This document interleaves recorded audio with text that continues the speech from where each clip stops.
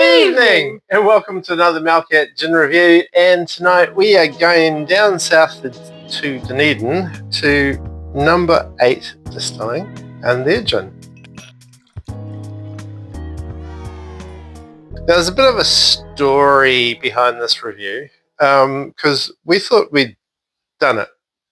Yeah, we thought we'd done it. We thought we'd done it, and we can't find it anywhere.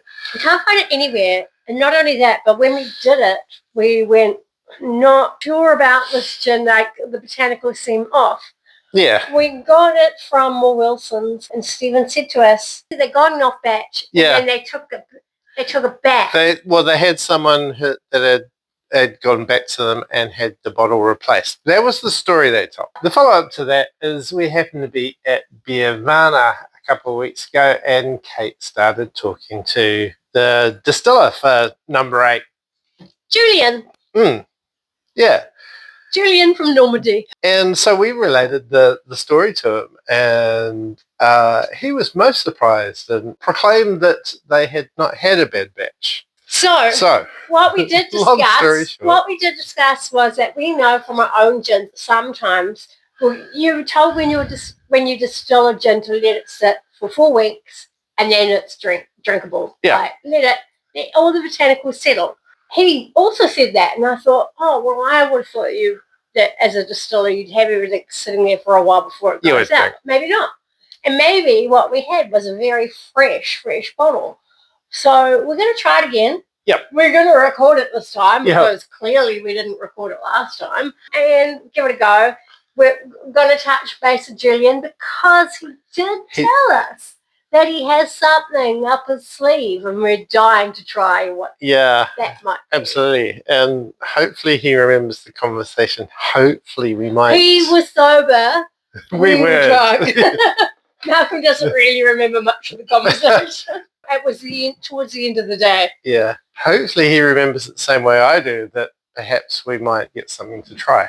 But hey, we'll see how that goes. Just putting it out into the universe, and we'll see how we go. I'm not getting a lot off it on the nose. Almost a licorice. Yeah, well, it does say this is a dry, bushy and herbaceous gin with kawa, thyme, angelica, lemonwood, sage, licorice, lemon, coriander, and mandarin.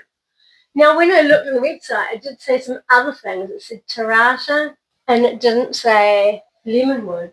It did say lemon. It says orange, not mandarin. So maybe they've changed. Maybe they have. I'm definitely getting licorice on the nose. Just subtly, it's not overpowering. It's also meant to be a mix of, because it's not just Julian at No8, it's also another person, I think his name is Michael. And so this is a blend of herbs and botanicals from New Zealand and the Mediterranean to represent them both in their culinary background. Yeah. So I'm straight off the bat got a big hit of licorice up front. Not unpleasantly so. It fades. Sort of followed up with sort of savoury notes. Yeah. Slightly woody flavours. Woody, herby. Kind of what you expect based on the botanicals. Yeah, it's also 42% ABV, which is quite up there for a standard gin. Yeah. It's certainly not unpleasant straight up. Yeah, I'm getting the lemon and the kawa. Yeah, that's not bad. Okay. All right. Well, let's whack that one. Let's try it. Yeah. Into a G&T. So she said. Do you think I shouldn't say I was going to say leave the lemon out for now just so we can taste it. Oh. Baby. Yeah, it's herbaceous. It is herbaceous. And bushy. It's bushy and herbaceous.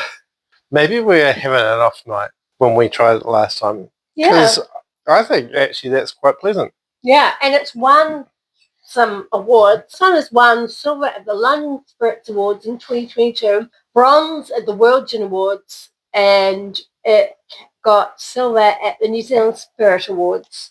And it's a beautiful bottle. It is a really beautiful bottle, and I really like the styling and the logo. So I remember when we bought this, I was so hoping we would like it, and then it's weird. Maybe it settled down. Maybe we were just having an off night.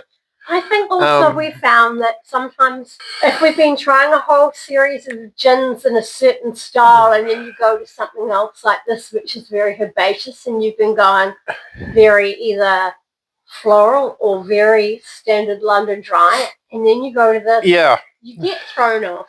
But I really like it. It's a savoury gin. I would kind of put it on par. Been quite enjoying sort of some of the gins from like South Australia because they use those savoury sandalwoods and sandalwood. Yeah, sandalwood and eucalyptus and so you get a more savoury flavour and kind of I'd put that in that boat. Whereas I think a lot of gins that we get in New Zealand, they're sort of citrus forward or they're using things like horopito and kawakawa that are peppery and zesty. So it's savoury, it's herbaceous, it's not overly citrusy. Yeah. I think it is actually a really nice gin. Yeah, so the other thing about this gin is this is called the Dunner's Dry. So if you're a scarfie, and you know if you are, if you're a Gen X scarfie, it's time you moved on from the States. Yeah, fun product from Dunedin. Yeah. Yep, absolutely. Really like it. Gin is the winners.